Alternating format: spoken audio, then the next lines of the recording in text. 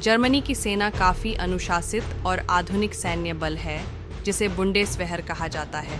आइए इसके बारे में कुछ महत्वपूर्ण बातें जानते हैं। बुंडेसवेहर ये जर्मनी की पूरी सशस्त्र सेना का नाम है। बुंडेसवेहर की स्थापना 1955 में हुई थी, द्वितीय विश्व युद्ध के बाद जर्मनी के लिए। दक्षिण कोरिया की सेना 1948 में बनी थी, जब कोरिया दो हिस्सों में बंट गया था, उत्तर कोरिया और दक्षिण कोरिया। ये सेना बॉर्डर पर हमेशा तैयार रहती है। ये प्रशिक्षण, प्रौद्योगिकी और अनुशासन में काफ़ी मजबूत है। लगभग 5,50,000 सक्रिय सैनिक हैं। लगभग 25 लाख रिजर्व सैनिक भी होते हैं। ये दुनिया की सबसे बड़ी सेनाओं में से एक है। दक्षिण कोरिया के पास विशिष्ट विशेष बल भी हैं, जो उत्तर कोरिया के खिलाफ कोई भी आपातकालीन कार्रवाई लेने के लिए तैयार रहते हैं। दक्षिण कोरिया की सेना को दुनिया में उच्च प्रशिक्षित और अनुशासित सेना माना जाता है। ये अमेरिका के साथ सैन्य गठबंधन में भी है और अमेरिका की सेना भी दक्षिण कोरिया में तैनात है। साउथ कोरिया और नॉर्थ कोरिया के बीच 1945 से हाई टेंशन चल रहा है। दोनों आधिकारिक तौर पर अभी तक युद्ध में हैं। कोरियाई युद्ध 1950 से 53 तक के बाद सिर्फ युद्ध विराम हुआ, शांति समझौता नहीं। इसी वजह से दक्षिण कोरिया को हमेशा तैयार रहना पड़ता है, इसलिए उनकी सेना इतनी बड़ी और मजबूत है। द्वितीय विश्व युद्ध वर्ल्ड वॉर II के बाद जापान ने आक्रामक युद्ध लड़ने से मना कर दिया। 1947 के नए संविधान में ये लिखा गया कि जापान युद्ध नहीं करेगा और सिर्फ आत्मरक्षा सेल्फ डिफेंस के लिए सेना रखेगा। इसीलिए 1954 में जापान ने अपनी सेना बनाई, जिसका मकसद सिर्फ देश की रक्षा करना है, हमला करना नहीं। जापान दुनिया के शीर्ष 10 सबसे ज़्यादा रक्षा बजट वाले देशों में शामिल है। 2024 में रक्षा बजट लगभग $50 अरब से ज़्यादा था।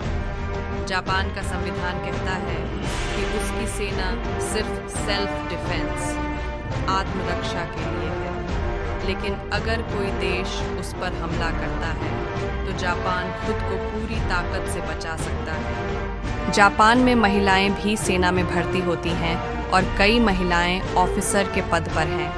वे मेडिकल, इंजीनियरिंग, एविएशन और मैदानी भूमिकाओं में भी कार्यरत हैं। जापान की सेना में कई उन्नत हथियार और तकनीकें हैं। Fighter jets, Mitsubishi F2, F-30A warships, Izumo class helicopter destroyers, missile defence systems. Australia की सेना की शुरुआत 1901 में हुई थी। इससे पहले ऑस्ट्रेलिया में कई कॉलोनी सेनाएं थीं, जिन्हें एक साथ मिलाकर एक राष्ट्रीय सेना बनाई गई। यह सबसे इलीट फोर्स मानी जाती है। इन्हें गुप्त मिशन, आतंकवाद विरोधी ऑपरेशन, बंधक बचाव और दुश्मन की सीमा के अंदर जाकर ऑपरेशन करने के लिए ट्रेन किया जाता है। ये शहरी इलाकों, जंगल और समुद्री तटों पर तेज़ कार्रवाई के लिए तैयार रहते हैं। तेज़ी से हमला करना और दुश्मन को चौंका देना इनकी खासियत होती है। ऑस्ट्रेलिया की सेना को ऑस्ट्रेलियन डिफेंस फोर्स ADF कहा जाता है, जो 3 भागों में बंटी होती है: ज़मीनी सेना आर्मी, नौसेना नेवी और वायुसेना एयरफोर्स। ये सेना एक आधुनिक, तकनीकी रूप से उन्नत और अनुशासित बल है। कनाडा की सेना, जिसे कैनेडियन आर्म्ड फोर्सेस CAF कहा जाता है, एक शांतिप्रिय, आधुनिक और अनुशासित सेना है जो देश की सुरक्षा, अंतर्राष्ट्रीय शांति मिशनों और आपदाओं के समय नागरिकों की सहायता करने के लिए जानी जाती है। यह सेना 3 हिस्सों में बंटी होती है: ज़मीनी सेना कैनेडियन आर्मी, वायुसेना रॉयल कैनेडियन एयरफोर्स और नौसेना रॉयल कैनेडियन नेवी। कनाडा की सेना में लगभग 70,000 सक्रिय सैनिक और 30,000 रिजर्व सैनिक हैं। स्वीडन की सेना, जिसे स्वीडिश आर्म्ड फोर्सेस कहा जाता है, एक आधुनिक, कुशल और रक्षा केंद्रित सैन्य बल है जो देश की सुरक्षा, सीमाओं की रक्षा और अंतर्राष्ट्रीय शांति अभियानों में भाग लेने के लिए जानी जाती है। यह सेना 3 मुख्य भागों में बंटी होती है: जमीनी सेना, आर्मी, वायुसेना, एयरफोर्स और नौसेना, नेवी। स्वीडन लंबे समय तक एक तटस्थ देश रहा है, यानी यह किसी सैन्य गठबंधन जैसे NATO का हिस्सा नहीं था। लेकिन हाल के वर्षों में सुरक्षा चिंताओं के कारण यह NATO से जुड़ने की प्रक्रिया में है। स्वीडन की सेना छोटी लेकिन अत्यधिक प्रशिक्षित है, जिसमें लगभग 20,000 सक्रिय सैनिक और 30,000 से अधिक रिजर्व फोर्स शामिल है। ये सेना अत्याधुनिक तकनीकों जैसे लड़ाकू विमान, ग्रिपेन जेट, पनडुब्बी, साइबर सुरक्षा और रक्षा प्रणाली पर विशेष ध्यान देती है।